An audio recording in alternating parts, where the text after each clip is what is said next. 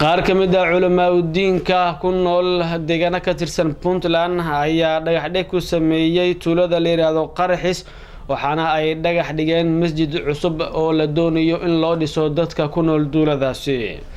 Axmed Bigaas ayaa warkan inoo soo diray.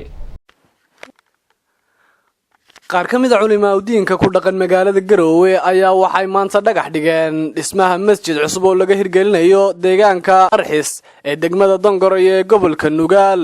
Haddaba culimadani ayaa waxa ay ummadda muslimiinta ugu baaqeen in laga wada qayb qaato dhismaha masjidka khayriga ah iyagoo arrimahaasi ka hadlaya waxay sheegeen. الشكر والتقدير الشيخ المتبرع عن طريقه أبو عبد الرحمن والشيخ محمد عبد الله المنسق، والله سبحانه وتعالى أن يجزيل أجركم ويعظم ثوابكم لإعمار بيوت الله سبحانه وتعالى وإنشائها وبنائها، والله سبحانه وتعالى نسأل أن يجمعنا جميعا في جناته الخلد، وأن يتقبل المتبرعين ما تبرعوا من أموالكم، وأن يبارك لهم ما تبقوا من أموالهم، والله سبحانه وتعالى نسأل أن يتم لنا بناء هذا المسجد، وإنه ولي ذلك والقادر عليه، وجزاكم الله عليكم وجزاكم الله خيرا. جئنا اليوم مدينة قرحس وهي بعيدة من مدينة قروة 120 كيلو، على برنامج وضع حجر الأساسي لمسجد قرحس، مدينة عامرة عدد سكانها حوالي 10,000 شخص، مسجد جامع الذي هذا المنطقة بحاجة إليها.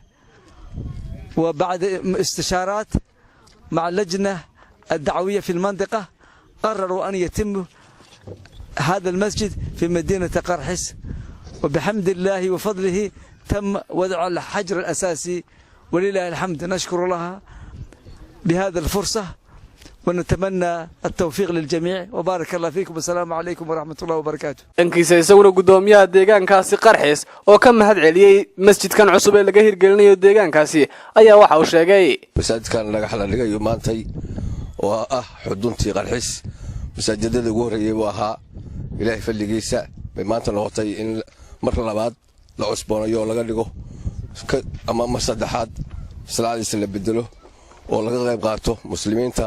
Sheekh Maxamed baa inoo keenay, hadda waa maqlayseen lul Sheekh Mukhtaar baa insha Allah ka soo shaqeeyay, inta ka soo shaqeysay iyo inta waday iyo inta soo diyaarisay nidaamkiisa iyo kharashkiisa. waxaan ugu ducaynaynaa khayr iyo janno Ilaahay dambigooda in Ilaahay dhaafo. inta hadda gacan ka qaadanaysa oo deegaankan waa maqlaynay saameeyna ku leenahay hal maalin bay ceel joogtaa maanta masaajidka inoo furfuran yahay. Ilaahay inaynu hadda deegaan ahaan isku tashano waa maqlaynay kharashka inoo ku soo beegmay ilaa 20 buu ahaa 70 baa laynoo keenay oo dibadda laynoo ka yimi. waa fal Ilaahay Qarxis maanta inay qaadato insha Allah masaajidka inta leeg oo dabaq ah oo inta degmadeena ilaa inta loo soo culimadu u soo doonay waa mahad Ilaahay iyo maartay waa nasiibanu leenahay weeye.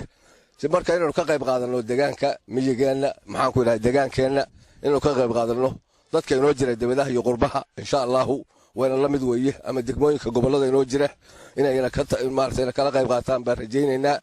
inaguna saldhig baynu nahay waxaynu isku raacsanahay inaynu ka shaqeyno xoog iyo xoolaba Ilaahay dankiis cidii haatan gacanta kula jidha ama soo diyaarisana mar labaad iyo mar saddexaad Ilaahay dambigooda ha dhaafo. Axmed Bigays, Som News TV, Garowe.